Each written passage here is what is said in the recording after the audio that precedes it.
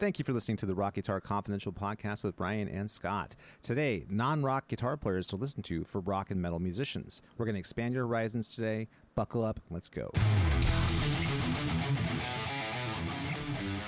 It's always an argument I have with students when it comes to listening to stuff outside of one little box. Everyone tends to do that. You know what I mean? It's weird. I only like, new metal from the years 1991 or 1999 to 2001 or something. Oh yeah, trapped in a genre. Yeah, well, or not even. I mean, you won't even conceive of listening to something outside of that little box. It's like, well, I only listen to Godsmack. Like, okay, well, that's cool, but what about Disturbed? Like, no, I only listen to Godsmack. Well, I think I get pigeonholed sometimes as being like just the rock and metal guy. Yeah, which is fine. I mean, that's which is great. I mean, that stuff is great, but I teach genres well outside of that. Of course, right? you have to. Yeah, you have to, and you're a better player for it. Yep. As long as one of those genres isn't grunge. Yeah. Well, that being said, that's a waste of time. It would be awesome if everything you taught was just rock and metal and shredding. That'd be great. Of course. If everyone's like every little 6-year-old girl coming in with her Taylor Swift guitar wants to learn how to shred like Kristen Pelletieri. Oh, that'd be awesome. That'd be great. That'd be the world I want to live in. I'd be so down for a Taylor Swift Kristen Pelletieri collab. Oh, that'd totally be awesome. I'm sure it would actually be very awesome. It would be very awesome. Yeah, it would be so cool. Couldn't get cooler than that. Let me welcome everyone in. Hey guys, welcome to the Rock Guitar Confidential podcast with Ryan and Scott. Today's topic, we are going to talk about what, Ryan? We're going to talk about guitar players we love who are outside the rock and metal genres. And this is kind of picking up on what we just talked about too, which is you want to, if you want to be a well-rounded player, you want to have influences that are not just in a narrow genre. Like, I only listen to this. You know what I mean? That doesn't mean they don't love that stuff. That could be the stuff that you think's the greatest stuff ever. But you really are doing yourself a huge favor if you listen to stuff outside of that. And I think Brian and I both kind of really appreciate genres of music that are just very wide-ranging. There's actually way less genres I don't care for than the ones I do. There's only a handful I don't care for. Well, and even some genres that, so like I might not be super stoked about, like musically speaking, where rap and hip hop is now, or like electronic music and stuff. Right. Well, yeah, but like earlier iterations of that were great. I agree. There was a time where rap was actually doing some pretty cool things. I actually really liked the idea of like a rap artist with a live band. Right. That was pretty cool. I mean, not like a Rage Against the Machine kind of thing, but like an actual, imagine if like, imagine like if Anthrax and Public Enemy got together. Yeah, it's inconceivable. Just imagine. How could that possibly happen? No, but that's a cool, or Aerosmith and Run DMC. You know what I mean? That's cool. That's actually a really cool idea of doing a real band with rapping. Actually, I've heard and played Walk This Way so many times. If I had to choose a version to listen to, I would choose the Run DMC version just for something I'm not sick of. Yeah, it's kind of the same thing, really. It really is. It's just the extra. It's a little heavier. Yeah. It's a little bit, when it rocks, it's a little more rock. And I think a lot of one thing I don't like about a lot of old Aerosmith, not to get too sideways, is I feel like it feels very like 70s. Like a lot of it's just like it feels there's like not any like punchiness to it. It's very like 70s groovy kind of thing. But dude, I'll tell you what, man. I had just this last week. I had a student ask to learn the "I Don't Want to Miss a Thing" Aerosmith song. Oh sure. And dude, my heart sank. Like, oh shit, am I gonna have to listen to this over Did you over? Want to close your eyes? I did. You want to walk away? Yes, I did. I wanted to miss that thing. So like late stage Aerosmith, like crappy. No, that's actually movie soundtrack mid-period Aerosmith, and we're now in late stage Aerosmith. Oh, dude. That was mid-period Aerosmith. Wow. Yeah.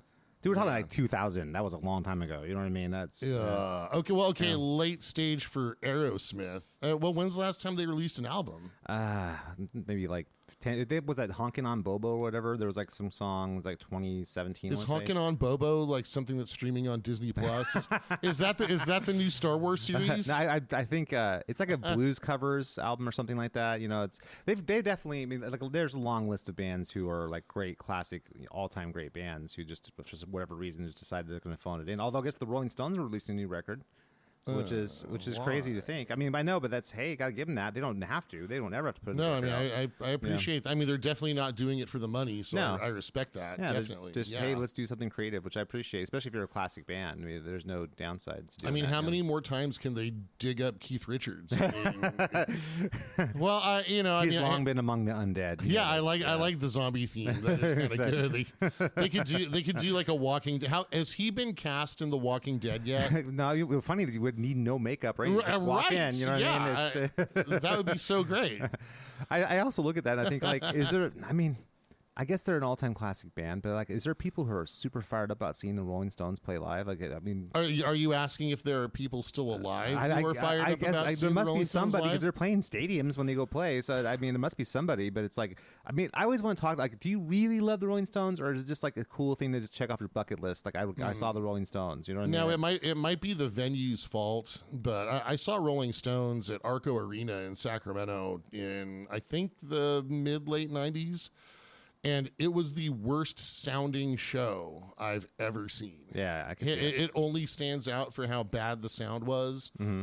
Well, that place, the Arco Arena, was notorious for horrible sounds. That was not like right. That. So if you couple the horrible sound with sloppy guitar playing, it just really that's their stock in trade, man. That's their whole thing. I know. So you got to have a sound guy who's on point and really understands. Puts all the echo and auto tune. Well, it was definitely. Yeah. Man, dude, the auto-tuned Rolling Stones. At least the Rolling Stones aren't auto-tuned. Oh, I mean, we haven't heard the new album. That's true. I'm sure it is. I mean, it's possible. I respect that though. At least they're still putting out. I mean, they're better than Aerosmith, and Aerosmith's like what 10 years younger than them. So I mean, it's maybe that should be like a future podcast topic because I always view the Rolling Stones as being kind of like the alternative to the Beatles. Yeah, I agree. Like if you were sick of the Beatles, then you were a Rolling Stones. Yeah, you know fan. what I mean. I would and dirtier. I would take the Rolling Stones over the Beatles 10 days a week. You know what I mean? But that being said, Isn't that a Beatles song? But 10 days a week. I just went. I one upped it. You know what I mean? I two upped it.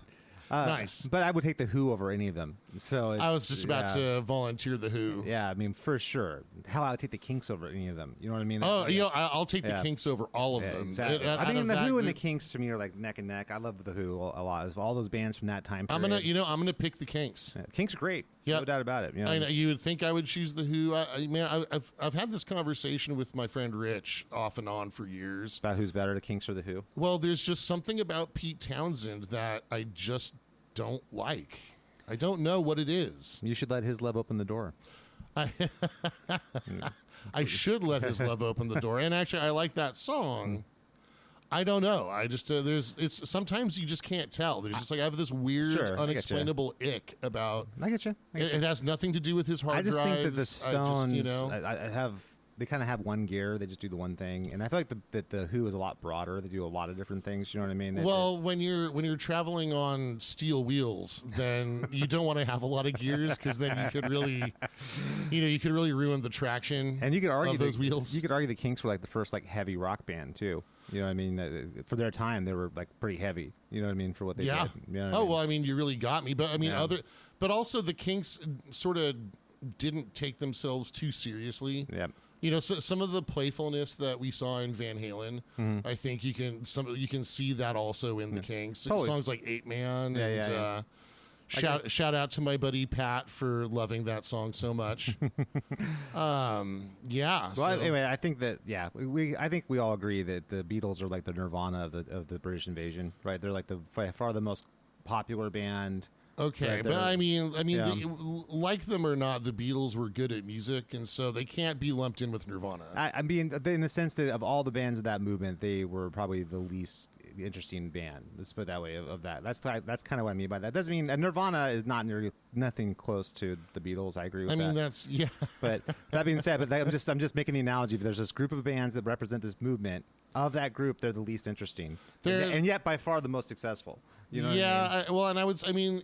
Like theoretically and like academically, I think the Beatles are interesting. I mean, it's a whole body of work we're talking about, right? Yep. Like I'd rather listen to more psychedelic late stage Beatles than like early like pop. But if I was Beatles, going to do but- that, I'd rather listen to Jimi Hendrix or King Crimson. You know what I mean? If I was going to get into that kind of stuff, Oh, totally. Well, I mean, I'd rather way listen to better. Black Sabbath. Yeah, but, but I mean, if I was you looking know. at psychedelic stuff, I'd rather listen to like the Hendrix or Oh King yeah, Crimson so, something or like Peter Green era Fleetwood that. Mac. Yeah, or get into progressive stuff and listen to Genesis and Yes. You know what I mean? That, Right. that to me would be way more interesting than listening to what the Beatles were doing. Yeah, I mean, it's not that the Beatles were bad. They were really not. solid musicians and they were really great songwriters. I mean, but just to me, they are the ones who sort of like, I don't know. They've gotten when people say the British invasion, they think of the Beatles as the first thing, and then to me, I'm like, but they're not the best of those bands. You know what I mean? Just like when people think of grunge, they think of Nirvana, but they're not the best of those bands. You know what I mean? I mean, they're not the best of any bands of any genre. They're not. Do you follow my analogy? Yeah, though? yes, Okay. I do. That's all I'm I trying just, to- I do. I want to give the Beatles credit for, again, like theoretically and academically, it's good. It's not for me. It's not quite the Kenny G effect. Because I'd Is rather that listen. that made you want to get a perm, kind of? Yes. Oh, the Kenny G effect is in full effect. Man, if I had enough hair to perm, then I would, I'd make that Faustian bargain.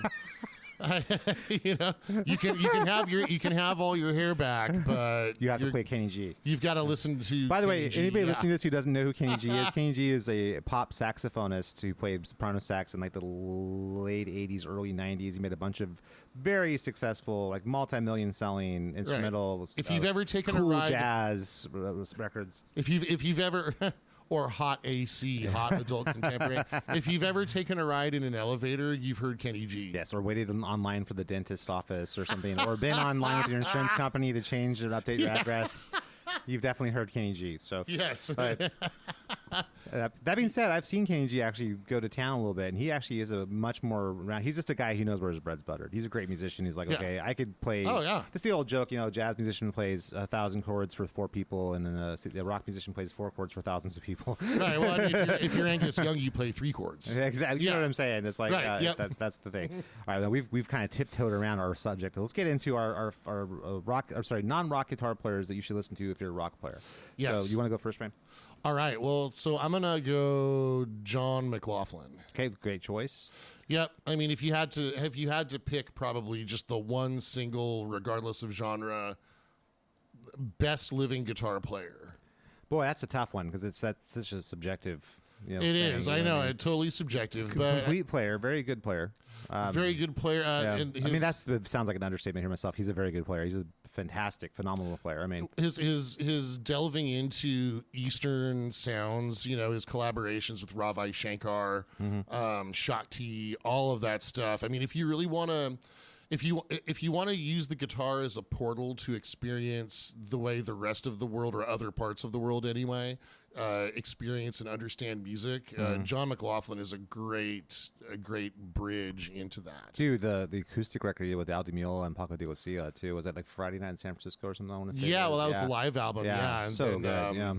And so I'm going to throw Al Di Meola in the mix too, even though I know his early career was very rock influenced, Yeah. but a fusion player. But McLaughlin just gets way more far out. Yeah, I agree. He's more psychedelic in some ways and more Yeah. progressive in some ways. Di Meola is more just like a machine gun, but a very harmonically dense and rich machine gun. You know what I mean? He actually does some great. I mean, I love Di Meola. I mean, to me, he's one of the only guys that's a jazz musician who really plays with the fire of a rock player.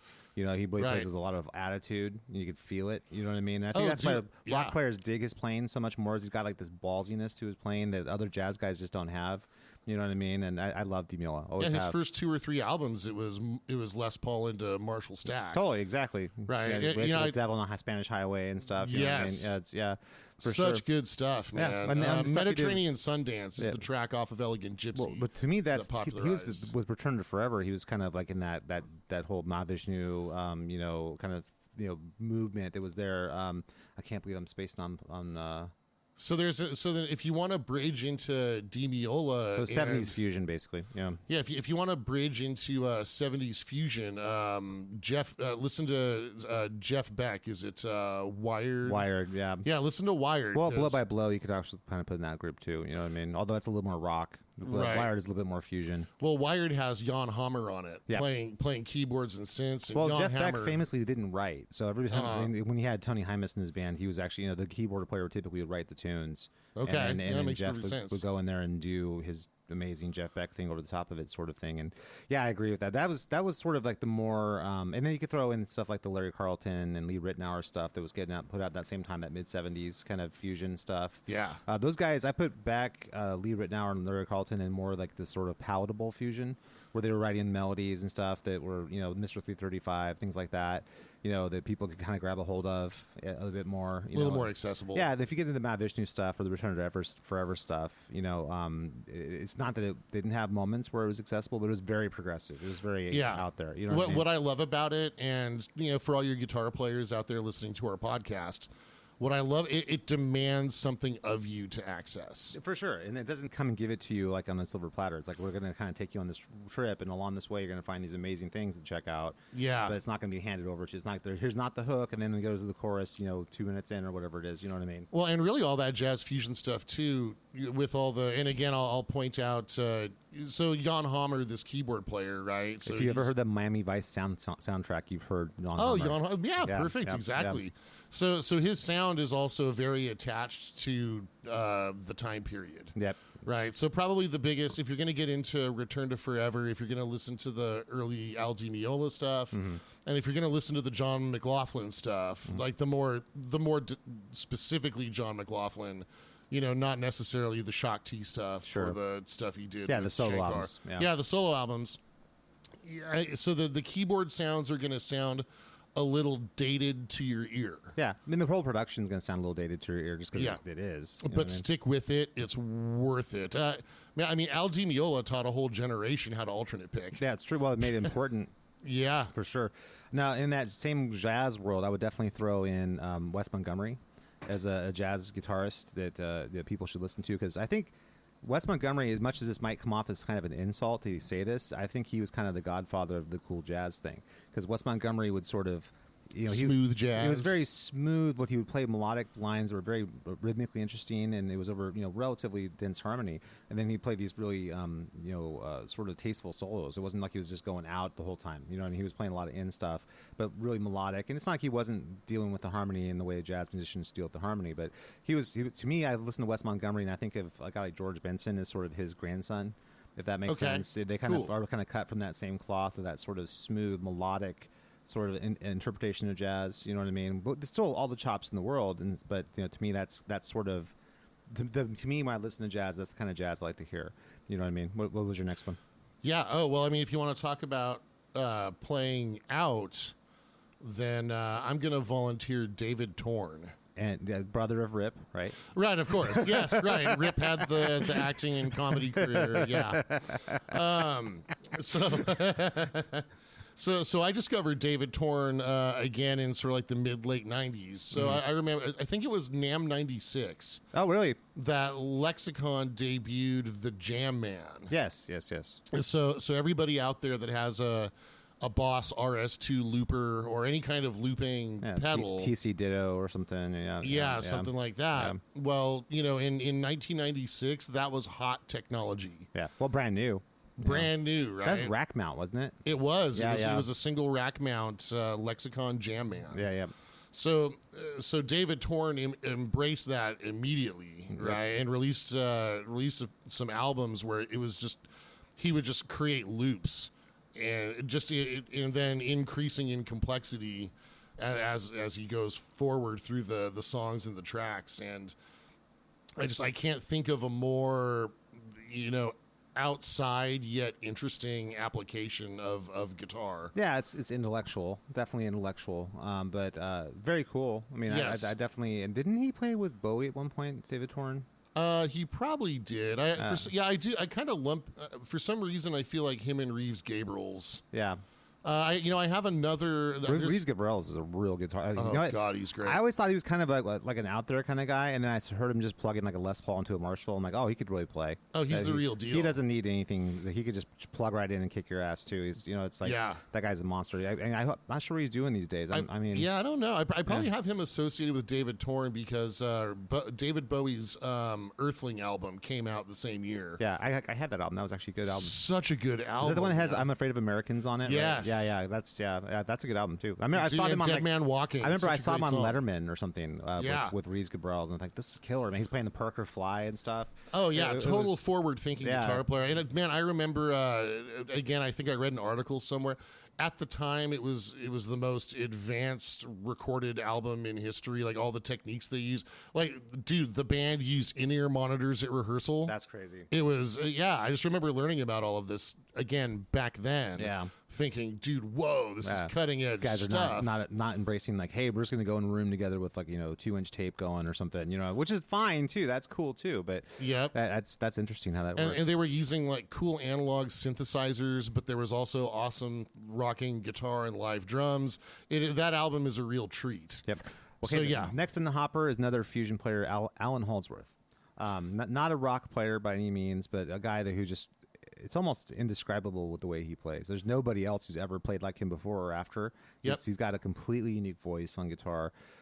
Legato, incredible lines. It doesn't even. It's like one of those things. If you watch like a fighter jet going, you can't conceive of how fast it's moving. It's kind of like your brain is not evolved to recognize what you're seeing when you watch Alan Holdsworth play. Yeah, it's insane, and it's funny. He doesn't even know he's playing. You let him talk afterwards, like I don't know what I was doing. I was just playing, And was it you who told me the anecdote about who was Alan Holdsworth playing with? Like he recorded an album with somebody.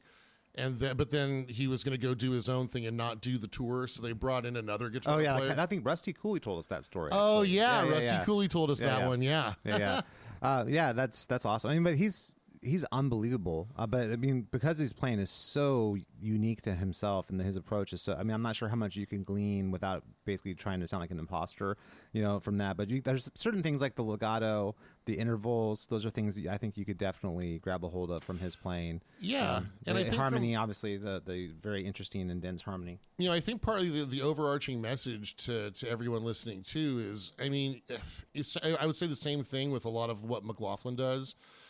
Even if you get just one thing, even if it's just maybe you approach like every guitar player has their bag of tricks, right?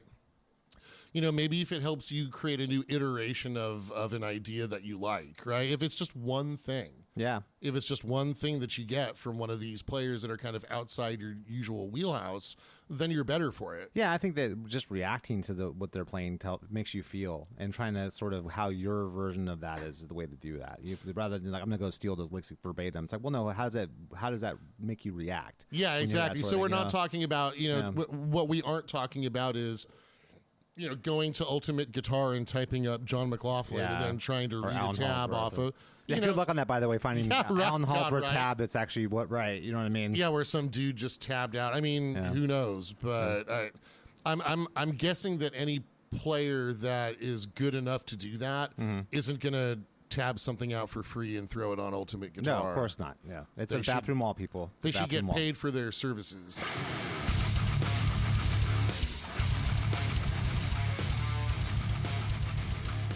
Thanks for listening to Rock Guitar Confidential with Scott and Ryan. Please make sure to like, rate, and subscribe. Now back to the show.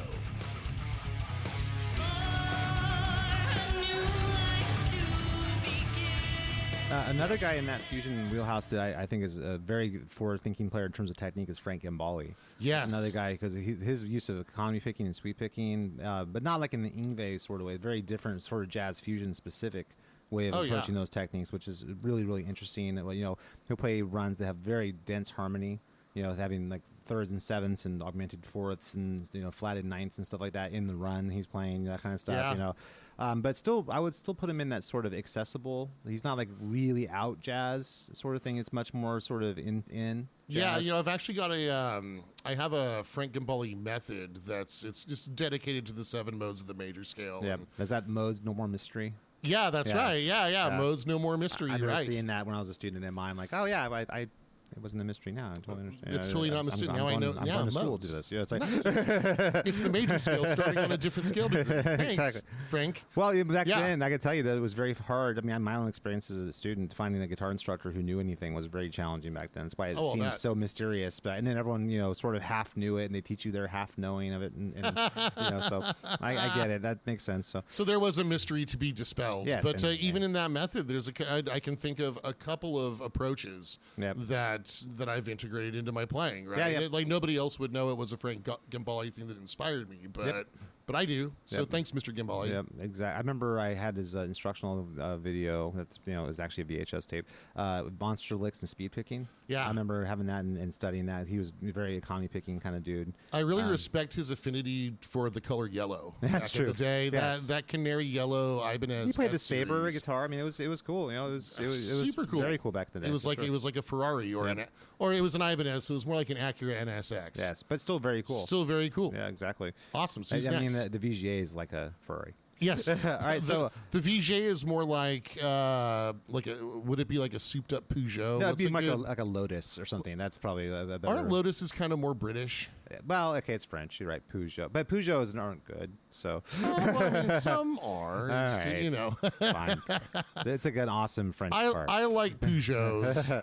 So anyway, All right, so next I'd like to move into the blues genre because there's a million of these guys in my. Well, actually, no. Before we do that, there's one more jazz player I got to mention. That's John Scofield. okay. I think John Scofield is a jazz musician. He kind of really, in my mind, he's definitely a jazz musician, but he's got elements of R&B and elements of blues in his playing, which I don't typically hear from other jazz musicians. I can definitely hear a swing and a groove and a funk to the stuff he does that I don't hear in a lot of other jazz musicians. So he's not like a bebop straight ahead, kind of just swinging in the jazz sense. It's more swinging in more of the R&B sense. Which I really, really appreciate. I think that's really cool. Oh, another guy I'll mention out there too. Sorry, just getting run. No, go ahead. Scott Henderson and his band Tribal Tech. It's a great fusion band that I listened to a lot in the grunge apocalypse days. Yes. I think I mentioned it before. I was way into jazz fusion and progressive stuff back in those days. Right. Well, we all had to scatter and find shelter. Exactly, It's wherever we like, could. It was like mammals, like escaping. Yes. When Tribal the, Tech was my hastily meteor built came down, fallout yeah. shelter. It was your fallout shelter. So, but no, I think he's another guy that's sort of indecipherable genre-wise. He's a little bit of blues, a little bit of jazz, a little bit of funk, a little bit of rock, a little bit of R&B. Scott Henderson can do it all. And especially that band Tribal Tech, I really dug that because it was a little bit, it was like heavy fusion, if that makes sense. There'd be like heavy grooves, and then they break into like the improv sections and Yeah. have like a heavy groove, which was pretty cool. He wasn't exactly a rock musician at all, but he had like elements of rock to it. You know what I mean? Although I have to say, during the time as I was a student at MI, I started to learn to hate the keyboard kind of thing. I learned to hate that so much. I'm like, just groove on the freaking riff, man. Yeah. It's always like. Hey, that kind of at least the keyboard wasn't playing like an Eddie Vedder sample, and it didn't go. Exactly. I'm sorry. I had a couple more fusion players. See, it could be worse. So it's not listening to myself. It I could always be worse. I always talk about how much I hate jazz, and I always list off like 15 or 20 jazz Dude, musicians I'm I really impressed. like. I hope everyone listening appreciates how we're trying to stretch a little bit. Yeah. We did 90s bands we don't hate. Yep, exactly. Yeah, now Now we're doing getting outside. jazz and outside of rock musician bands. So Yes. let's get into the blues genre. Well, before we go to Okay. blues, though, Okay. you mentioned funk. Yes. So- Sure. Yeah. Yep. So everybody out there in the audience needs to know who Phelps Collins was.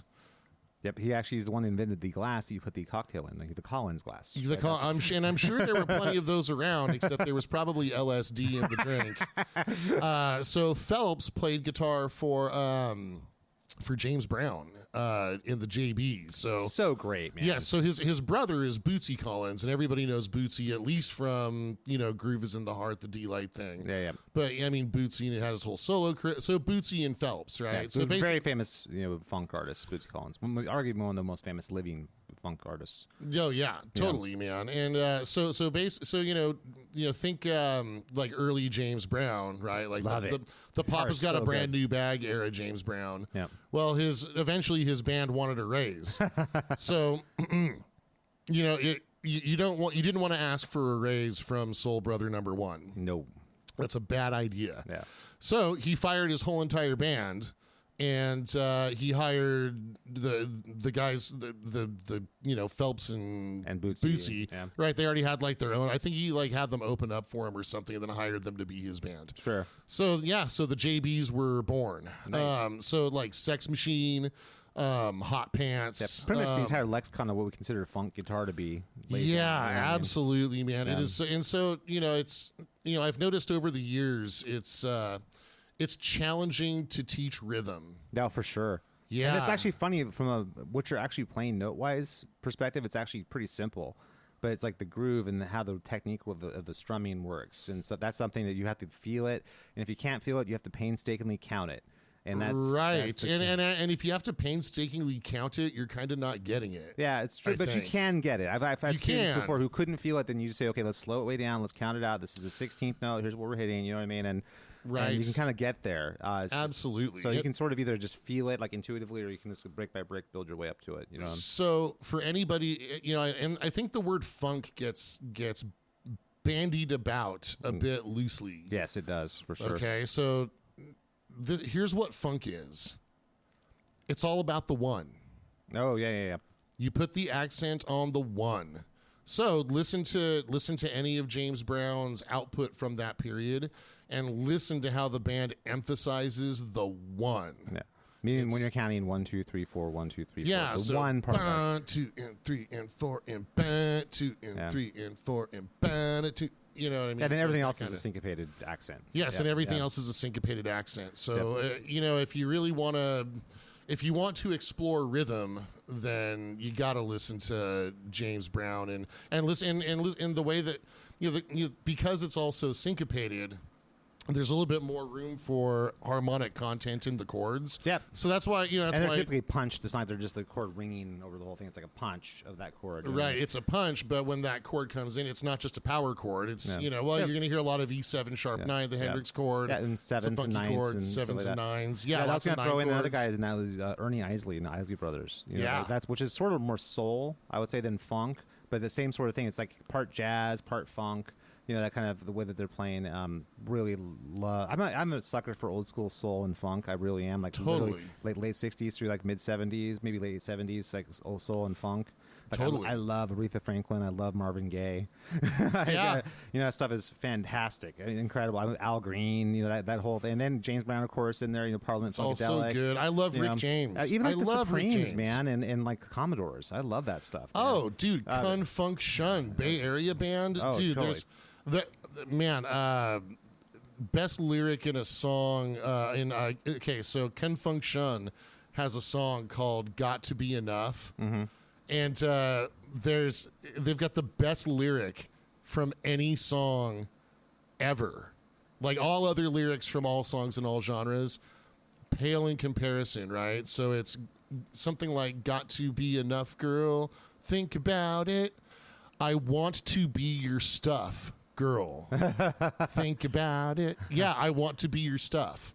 That makes sense. It's the best lyric that's ever. like some of the deepest shit ever, man. It really is. Well, and especially because you've got, a band with horns and they're playing funk and there's choreography and everybody's in like different colored spandex outfits with like rhinestones. Back then, though, the thing is funny, you'd have that sort of thing, it. but then you'd also have a killer band that was nailing it. You know what I mean? Great singers doing it live, harmonizing and stuff. I mean, that's like, to me, it's cool to have choreography if it's not making up for the fact that there's nothing else to go there. You know what I mean? Right, but you were getting the complete, all the the things that I love about rock and metal. It's because it's the complete package, right? I agree. It's the complete dinner, right? Yep, it's everything. Same thing with these funk bands, man. Yep. It's the complete package. Yeah, I love you get it the too. choreography, all the music is super tight. It's all live instruments. It's so much all on that one stage done by these guys. Before I forget, I wanted to just jump back into the Fugilanders. I also remember, we talked about Mahavishnu, we talked about Return to Forever. I also want to mention Weather Report. Oh, and also Chick Corea band, which is also Chick Corea was a member of Return to Forever, but so there's like the Al Di Meola connective tissue. Yeah, exactly. Those are, if you're into fusion, those are all the bands you need to know for jazz fusion. So like Weather fusion. Report was Jocko. Yeah, exactly. Yeah, Jaco Pastorius, like probably the greatest bass player to ever live. Arguably, most people would agree. He's like the Jerry Rice of bass players. Yeah. Jerry Rice, he played, what's that game with the ball? It's called football. Oh, football. He's known as the right. greatest wide receiver in the history of the NFL. Right. Moving on. All right, Blues. Now, I'm going to go ahead and kind of cheat a little bit. I'm going to jump into the three kings. So Freddie, Albert, and B.B. King, who basically put together what is considered the generally accepted lexicon of electric blues. That's everything. When you think of blues guitar, you're thinking of the foundation laid by those guys. So you're thinking about, the 12-bar blues, the 1-4-5 chord progression. Yep. And question-answer phrasing. Yep. I mean, but also the bending, the vibrato, the phrasing that we think of when we think of blues is kind of like, I wouldn't say it definitely didn't start there, but it's definitely that's like the what you think of when you think of that. So those three guys, throw Buddy Guy in there, John Lee Hooker in there. Yeah, Buddy Guy is a ferocious player. Yeah, Buddy Guy's still ferocious now. Right. He's never slowed down. Yeah, that's not at all. for sure. Yeah, that's great for sure. player, hugely influential to Hendrix too. Hendrix was really influenced by Buddy Him and Guy. Billy Gibbons. Yeah, Billy Gibbons for sure, exactly. Yeah. Billy Gibbons is too much. Like he's rock, he doesn't count. Yeah, right. Yeah, totally. Even though he's Tex-Mex, he's still rock. Now I'll throw another guy in there it's kind of a blues player. Is Robert Randolph, which is a guy who plays pedal steel. But he plays it. If you listen to him playing it, you feel like it's listening to like Albert King. But he's playing it on a pedal steel, which is pretty amazing. That guy's incredible. I remember it's funny. I'll watch him play, and I can in my head picture what he's playing on my guitar, and I don't play it like he does. He's playing on a pedal steel with bar and stuff. But I know exactly what he's playing. I can figure it in my head. I can see it in my fingers where he's at, and it's actually really cool to see. So those guys are OG. Any other blues guys that I'm missing? I mean, obviously Stevie Ray, right? I mean, Stevie Ray Vaughan's cool. It's in full context. So it's kind of like the Pantera effect. Oh, it's kind of gotten amplified since his death. You mean? Well, no, it's just like I like Pantera's music, but like a lot of Pantera's fans are dipshits. Oh, I get you. So like everybody. I like Stevie Ray Vaughan, but like I'm not ready to take you as a serious music fan if you just tell me you say Stevie's just because you say like because I mean you could be like 60-year-old guy from El Dorado Hills on the $50,000 Harley Davidson that says he likes the blues. Yep, and I'm a Stevie Ray Vaughan fan in response to I'm asking him to learn the Phrygian mode. Right. Yeah, did Stevie ever I'm play mostly just Phrygian? that's what I'm saying. Like y'all say, hey, so I want you to learn this thing. It's called the Phrygian mode. It's like, well, I'm really a Stevie Ray Vaughan fan. It's like, okay, got it. That's not an excuse to not learn Phrygian. You should still learn Phrygian. I'm sure Right, come Stevie on, Ray, it's not harmonic minor. Yeah, which we'll learn too, and you're gonna learn that too. But Stevie Ray Vaughan did not. If you want to just only play the tool Stevie Ray Vaughan used, then you're gonna be looking at a very limited toolbox. Right. In terms of what you're plus I don't like. You've got no business having the blues if you're old and rich.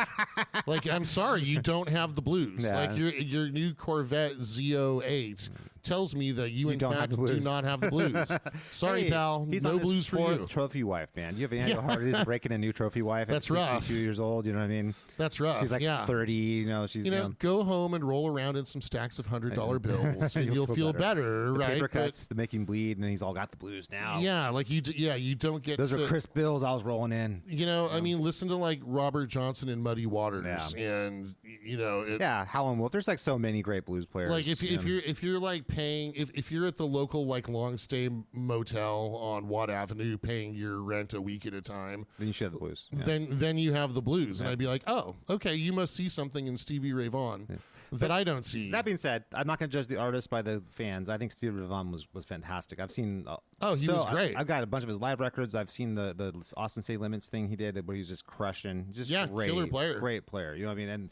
And a fantastic sort of almost to me, he's like a sort of it's like a doctoral thesis of the blues guitar. Like if you took all the influences of blues guitar up to the point where he was around, he kind of combined all those elements and was playing.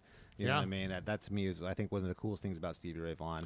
Absolutely, in a much more he's kind of like the Buddy Holly of our generation too. Sure, yeah, because he died so young, right?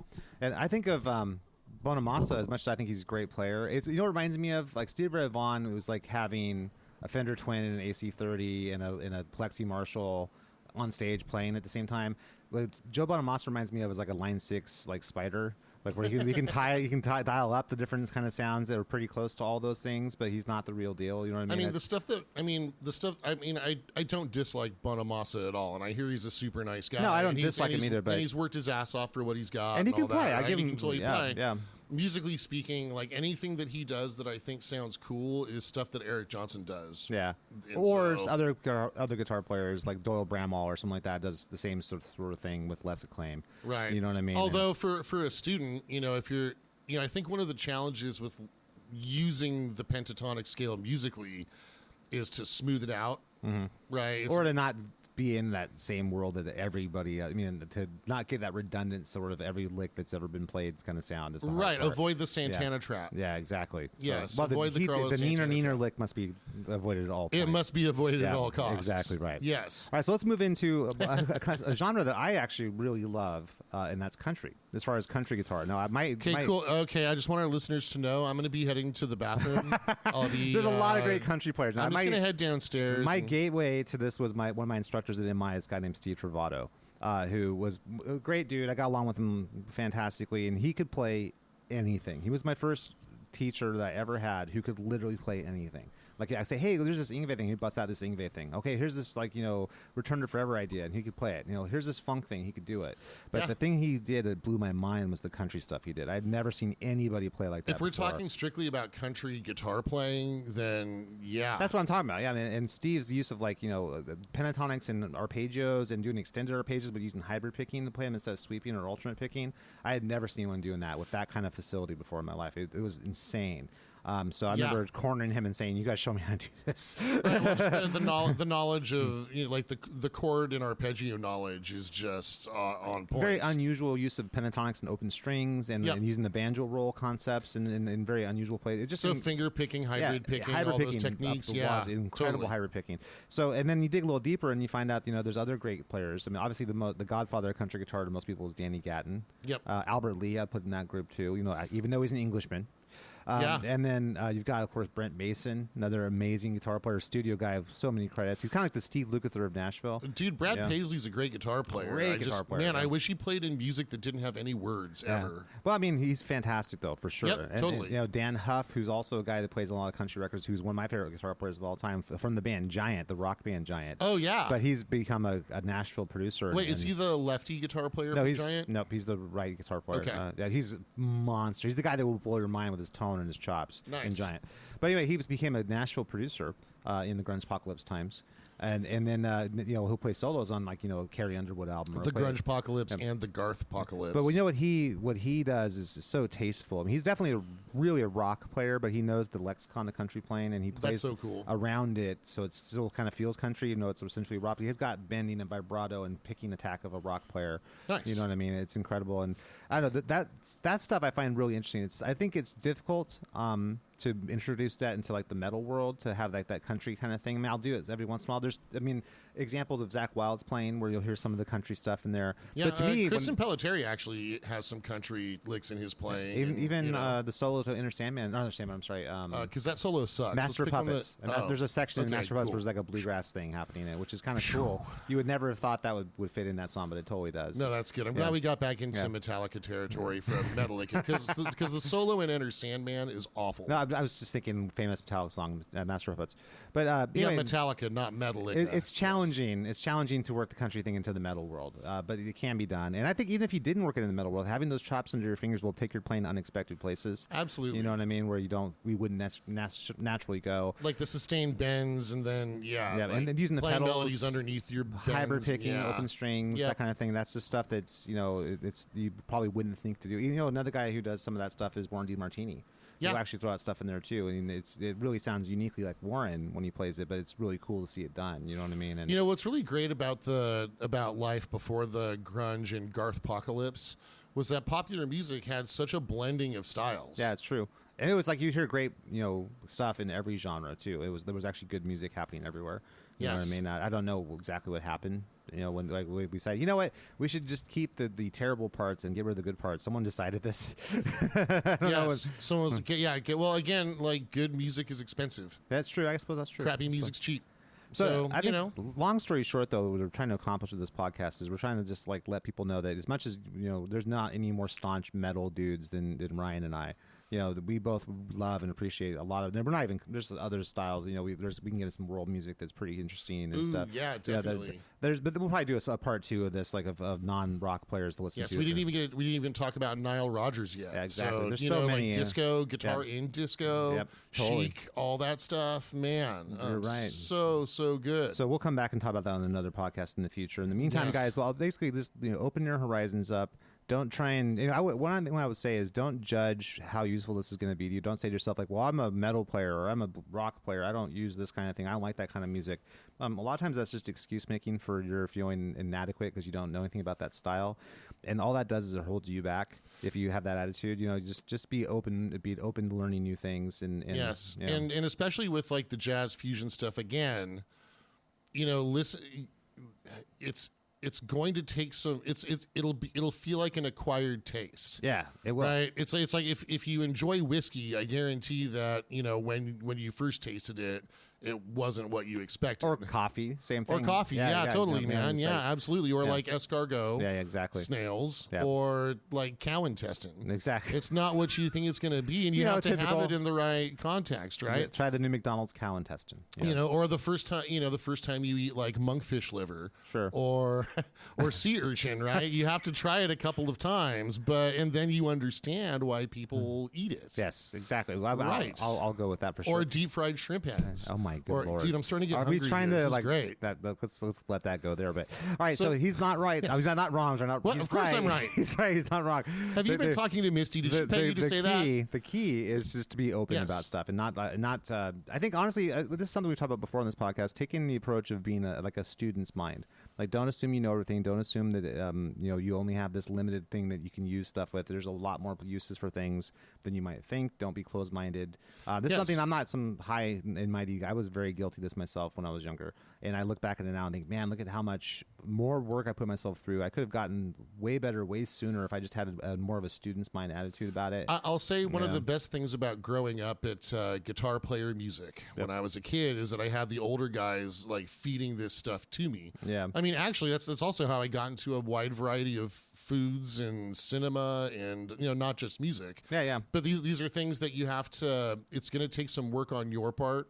I think it's good if everybody has the skill to recognize quality in art, and then if you don't quite get it the first time, at least you've spotted the quality. Yeah. So you can you can try to understand it. And that's true. That's yeah, totally. that goes across your entire life, really. I mean, anything, you know, just, you know, be open-minded. You know, Challenge yourself. Yeah, exactly. Artistically speaking, not just in what you create, but what you consume. exactly. And what you can do with your own playing. You don't feel like, you know, I'm this player, I'm not going to try and be this player. You're like, well, dude, you can incorporate everything and still be you. Yeah, well, You know what I mean? you're always going to be you. Yeah, exactly. And so, So- it's just you're like the Borg. Exactly. You float- Assimilate. yes, you float through space in a Assimilating giant everything. cube. But yes, Yes. resistance is futile. You just assimilate new cultures. And I'd into always heard your resistance output. is futile.